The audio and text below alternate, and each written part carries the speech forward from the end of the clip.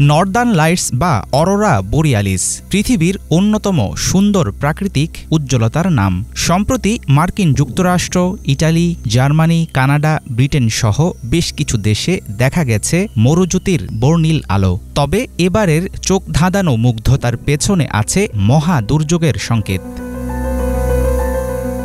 শুক্রবার পৃথিবীতে আঘাত হেনেছে ২ দশকের সবচেয়ে শক্তিশালী এক সৌরঝড়। সে কারণে সাধারণত যেসব দেশে নর্দার্ন লাইটস দেখা যায় তার বাইরেও বিভিন্ন দেশ থেকে মিলল মরুজ্যোতির দেখা। ২০০৩ সালের অক্টোবরে হ্যালোইন স্টর্মের পরে পৃথিবীতে এত শক্তিশালী সৌরঝড় আঘাত হানার ঘটনা এটিই প্রথম।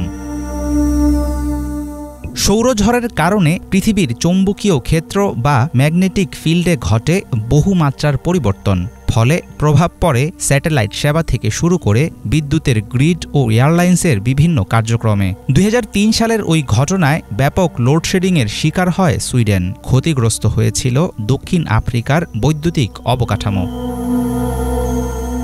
সূর্য থেকে আসা বৈদ্যুতিক চার্জযুক্ত কণা পৃথিবীর বায়ুমণ্ডলে গ্যাসের সঙ্গে সংঘর্ষ ঘটে। তৈরি হয় একটি ইলেকট্রোম্যাগনেটিক রেডিয়েশন ডিসপ্লে। গোটা আকাশ জুড়ে তখন দেখা যায় সবুজ, গোলাপি, সাদা, লাল ও হলুদ রঙের ছটার অবিশ্বাস্য এক মায়াজাল।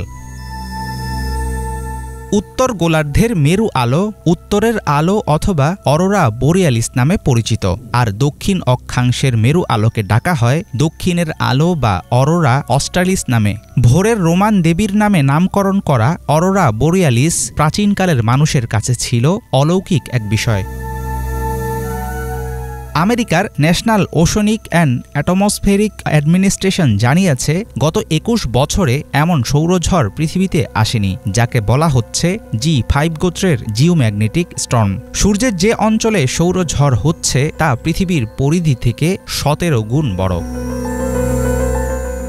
সৌরঝড়ের কারণে সবচেয়ে দুশ্চিন্তায় আছে বিশ্বের বিভিন্ন দেশের মহাকাশ গবেষণা কেন্দ্রগুলো। অনেক সংস্থাই সাময়িকভাবে বন্ধ রেখেছে কক্ষপথে উঠতে থাকা নিজেদের কৃত্রিম সব উপগ্রহ। সাময়িক হলেও ব্যাহত হবে জিপিএস থেকে শুরু করে ইন্টারনেট নির্ভর বিভিন্ন পরিষেবা।